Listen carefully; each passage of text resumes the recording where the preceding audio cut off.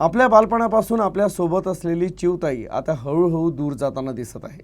या समस्येकडे सामान्य लोकांचं लक्ष वेधण्यासाठी अकोल्यातील निसर्ग कट्टा, महाराष्ट्र पक्षीमित्र, वन विभाग अकोला आणि शिक्षणाधिकारी कार्यालयातर्फे ऑनलाईन चिमणी गणनेचं आयोजन केलं होतं।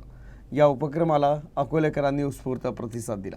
ऑनलाईन चिमणी गणनेत 380 लोकांनी सहभाग घेतला होता। या सर्वेक्षणात जवळपास 15% घरांमधून चिमण्या दिसत नाही। 38% लोकांकडे वर्षभर जास्त चिमण्या दिसतात, तर 86% लोकांनी चिमणीसाठी पाण्याचं भांडं ठेवलं आहे।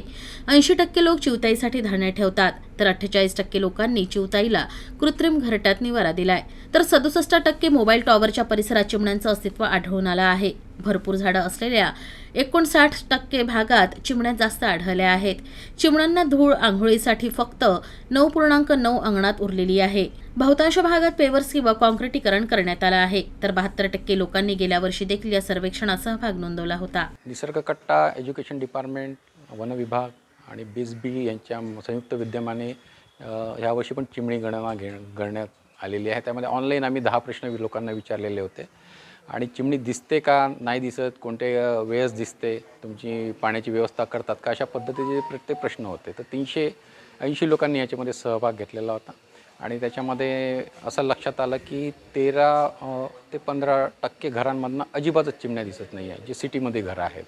आणि ज्या घरांमध्ये काँक्रिटीकरण जास्त झालेलं आहे, जिथे पेवर्स लावलेले आहेत, जिथे फरशा लावलेल्या आहेत, तर अशा भागांमधनं पण चिमणी कमी दिसते आहे।